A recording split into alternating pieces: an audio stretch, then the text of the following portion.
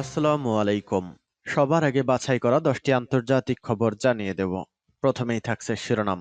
তবে তার আগে অনুরোধ থাকবে ভিডিওটিতে একটি লাইক দিবেন।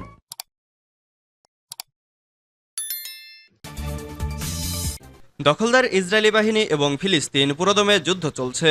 জানিয়ে দেব হাতে থাকা সর্বশেষ আপডেট আন্তর্জাতিক সংবাদ। প্রথমেই সংবাদ শিরোনাম। হিজবুল্লাহ সহ প্রতিরোধ অক্ষকে সমর্থন দেওয়ার ঘোষণা দিলেন পেজেশকিয়ান। এরপর জানিয়ে দিব ইসরায়েলি হামলা আলোচনার পথকে বাধাগ্রস্ত করছে, হামাসের অভিযোগ। এদিকে ফিলিস্তিনের সঙ্গে মুক্ত বাণিজ্যের ঘোষণা ব্রাজিলের। এরপর জানিয়ে দিব রাশিয়ার সীমান্তে 24 ঘন্টায় ইউক্রেনের হামলায় নিহত 4। আরও জানিয়ে দিব উগ্রবাদী হামলায় 5 সেনা নিহত হওয়ায় ভারতীয় সৈন্যদের সাঁড়াশি অভিযান। সর্বশেষ জানিয়ে দিব মোদি পুতিনের বৈঠকে হতাশ জেলেনস্কি। এতক্ষণ শুনছিলেন সংবাদ শিরোনাম, এবারে বিস্তারিত। তবে অনুরোধ থাকবে ভিডিওটিতে একটি লাইক করবেন এবং কমেন্ট করে জানিয়ে দিবেন খুব শীঘ্রই দখলদার ইসরায়েলি রাষ্ট্রটি পৃথিবীর মানচিত্র থেকে মুছে যাবে, এ সম্পর্কে আপনার মন্তব্য কি? হিজবুল্লাহ সহ প্রতিরোধ অক্ষকে সমর্থন দেওয়ার ঘোষণা দিলেন পেজেশকিয়ান। ইরানের নবনির্বাচিত প্রেসিডেন্ট মাসুদ পেজেশকিয়ান বলেছেন, আসন্ন প্রশাসন ও পশ্চিম এশিয়া জুড়ে থাকা প্রতিরোধ অক্ষকে আন্তরিক সমর্থন দেবে। ইসলামী প্রজাতন্ত্র ইরানের মূলনীতি অনুসারেই তিনি প্রতিরোধ অক্ষকে সব ধরনের সমর্থন দেওয়ার প্রতিশ্রুতি দিয়েছেন। লেবাননের সশস্ত্র গোষ্ঠী হিজবুল্লাহ মহাসচিব হাসান নাসরুল্লাহকে দেয়া বার্তায় পেজেশকিয়ান এই প্রতিশ্রুতি ব্যক্ত করেন। সংস্কারপন্থী হিসেবে পেজেশকিয়ান আগেই ইঙ্গিত দিয়েছিলেন, ইরানের সর্বোচ্চ নেতা আয়াতুল্লাহ খামেনির রাষ্ট্রীয় যেসব মূলনীতিকে প্রাধান্য দেন তিনি তার বিরোধিতা করবেন না। পেজেশকিয়ান এটাও উল্লেখ করেছেন, সবসময় প্রতিরোধ অক্ষ এবং ইহুদিবাদী আগ্রাসনের বিরুদ্ধে তার সরকারের পূর্ণ সমর্থন থাকবে। ইসরায়েলের যুদ্ধাংদেহী মনোভাব ও অপরাধমূলক নীতি কোনোভাবেই বরদাস্ত করা হবে না বলে পরিষ্কার করে জানিয়ে দিয়েছেন পেজেশকিয়ান। ফিলিস্তিনি জনগণের প্রতি পূর্ণ সমর্থন দেওয়ার কথাও জানিয়েছেন তিনি। ইসরায়েলি হামলা আলোচনার পথকে বাধাগ্রস্ত করছে, হামাসের অভিযোগ। ফিলিস্তিনের গাজা উপত্যকা জুড়ে ইসরায়েলি হামলা চলমান আলোচনায় কোনো সহায়তা করছে না বলে মন্তব্য করেছে হামাস। একই সঙ্গে ইসরায়েলের প্রধানমন্ত্রী বেনিয়ামিন নেতানিয়াহুকে আলোচনায় বাধা সৃষ্টি করার জন্য অভিযুক্ত করেছে ফিলিস্তিনের এই স্বাধীনতাকামী সশস্ত্র গোষ্ঠীটি। রোববার এক বিবৃতিতে হামাস প্রধান ইসমাইল হানিয়া সতর্ক করে দিয়ে বলেন, গাজায় যা ঘটছে তা বিপর্যয়কর পরিণতি আলোচনার প্রক্রিয়াকে পুনরায় নতুন করে শুরু করার জায়গায় নিয়ে যেতে পারে। গাজায় ফিলিস্তিনের সাবেক এই প্রধানমন্ত্রীকে উদ্ধৃত করে হামাস বলেছে, নেতানিয়াহু এবং তার সেনাবাহিনী এই পথের পতনের সম্পূর্ণ দায়ভার বহন করবে। হামাসের বিবৃতিতে আরও বলা হয়েছে, ইসরায়েলি সামরিক বাহিনীর সম্প্রসারণমূলক কর্মকাণ্ডের বিষয়ে মধ্যস্থতাকারী কাতার এবং মিশরের সাথে জরুরি যোগাযোগ করেছেন ইসমাইল হানিয়া। ইসরায়েলি বাহিনী গাজার আশেপাশের এলাকাগুলোর বাসিন্দাদের আবারও উচ্ছেদের আদেশ জারি করেছে। এর ফলে হাজার হাজার ফিলিস্তিনি বাস্তুচ্যুত হচ্ছেন, যাদের মধ্যে অনেকে আবার একাধিকবার এক স্থান থেকে অন্য স্থানে সরে যেতে বাধ্য হয়েছে।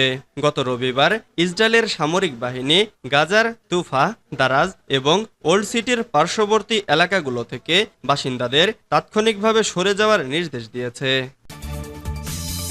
ফিলিস্তিনের সঙ্গে মুক্ত বাণিজ্যের ঘোষণা ব্রাজিলের। অবশেষে ফিলিস্তিন কর্তৃপক্ষের সঙ্গে দীর্ঘ প্রতীক্ষ মুক্ত বাণিজ্য চুক্তি কার্যকর করেছে ব্রাজিল। সোমবার 8 জুলাই এক বিবৃতিতে ব্রাজিলের পররাষ্ট্র মন্ত্রণালয় এ তথ্য জানিয়েছে।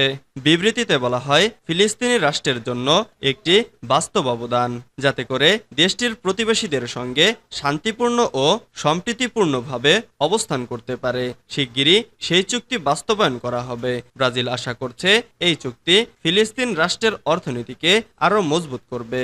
ব্রাজিল 2010 সালে ফিলিস্তিন রাষ্ট্রকে স্বীকৃতি দিয়েছিল। দেশটির রাজনীতিতে একটি ফিলিস্তিনি দূতাবাস স্থাপনেরও অনুমতি দিয়েছে। গত শুক্রবার দক্ষিণ আমেরিকার আঞ্চলিক অর্থনৈতিক ফোরাম মার্কসুর বাণিজ্যিক ব্লক ও ফিলিস্তিন কর্তৃপক্ষের মধ্যে 2011 সালে স্বাক্ষরিত চুক্তিটি অনুমোদন করেছে। এই ফোরামের অন্যান্য সদস্য রাষ্ট্র ব্রাজিলের পথ অনুসরণ করবে কিনা স্পষ্ট নয়। আর্জেন্টিনার অতি ডানপন্থী প্রেসিডেন্ট হাভিয়ের মিলির সরকার ফিলিস্তিনের সঙ্গে এ ধরনের বাণিজ্য চুক্তি করবে না বলেই মনে করা হচ্ছে।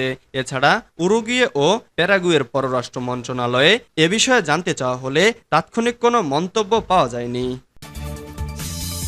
রাশিয়ার সীমান্তে 24 ঘন্টায় ইউক্রেনের হামলায় নিহত 4। রাশিয়ার সীমান্ত এলাকা বেলগোরোদে ইউক্রেনের হামলায় গত 24 ঘন্টায় অন্তত 4 জন নিহত হয়েছে। মঙ্গলবার এই অঞ্চলের গভর্নর একথা জানান। টেলিগ্রামে এক পোস্টে ব্যাচেস্লাভ গ্ল্যাডকভ বলেন, বেলগোরোদ অঞ্চলের জন্য ওই 24 ঘন্টা ছিল অত্যন্ত অস্বস্তিকর, কঠিন। 4 জন নিহত ও 20 জন আহত হয়েছে। আহতদের মধ্যে 17 জন চিকিৎসাধীন রয়েছে, যাদের মধ্যে 2 জনের অবস্থা আশঙ্কাজনক। এদিকে রাশিয়ার বাহিনী সীমান্তের কাছাকাছি অঞ্চলে গতরাতে 38টি ইউক্রেনীয় ড্রোন ধ্বংস করেছে। মস্কোর প্রতিরক্ষা মন্ত্রণালয় মঙ্গলবার একথা জানিয়েছে। মন্ত্রণালয় এক টেলিগ্রাম পোস্টে বলেছে, ডিউটিতে থাকা বিমান প্রতিরক্ষা ব্যবস্থাগুলো বেলগোরোড অঞ্চলে 3টি ইউএভি, কুরস্ক অঞ্চলে 7টি ইউএভি, ভোরোনেজ অঞ্চলে 2টি ইউএভি, রোস্তভ অঞ্চলে 21টি ইউএভি এবং আস্ট্রাখান অঞ্চলে 5টি ইউএভি ধ্বংস এবং প্রতিরোধ করেছে। উগ্রবাদী হামলায় 5 সেনা নিহত হওয়ায় ভারতীয় সৈন্যদের সাঁড়াশি অভিযান। ভারত শাসিত জম্মু ও কাশ্মীরে সৈন্যরা মঙ্গলবার উগ্রবাদীদের খোঁজে তল্লাশি অভিযান চালাচ্ছে। একদিন আগে এসব উগ্রবাদী হামলায় 5 সৈন্য নিহত হয়। প্রতিরক্ষামন্ত্রী একথা জানিয়েছেন। রাজনাথ সিং বলেন, তিনি আমাদের দেশের সাহসী 5 জন সৈন্য নিহত হওয়ায় গভীরভাবে ব্যথিত হয়েছেন। তারা সোমবার বিকেলে বিতর্কিত জম্মু ও কাশ্মীর অঞ্চলে হামলার শিকার হয়েছিলেন। জঘন্য সন্ত্রাসী হামলার নিন্দা জানিয়ে সামাজিক যোগাযোগ মাধ্যম এক্সে দেয়া এক বিবৃতিতে সিং বলেন, উগ্রবাদীদের দমনে সন্ত্রাস বিরোধী অভিযান চালানো হচ্ছে। সোমবারের ঘটনাটি ছিল এ অঞ্চলে সন্ত্রাসী হামলার সর্বশেষ ঘটনা। পুলিশ জানায়, রোববার কুলগাম জেলার গ্রামে পৃথক 2টি বন্দুকযুদ্ধে 2 সেনা এবং 6 সন্দেহভাজন উগ্রবাদী নিহত হয়। পরে প্রতিরক্ষামন্ত্রী নিহতের সংখ্যা 5 জনের কথা উল্লেখ করেন। ভারত ও পাকিস্তান উভয় দেশ মুসলিম সংখ্যাগরিষ্ঠ কাশ্মীরকে তাদের নিজেদের বলে দাবি করে আসছে।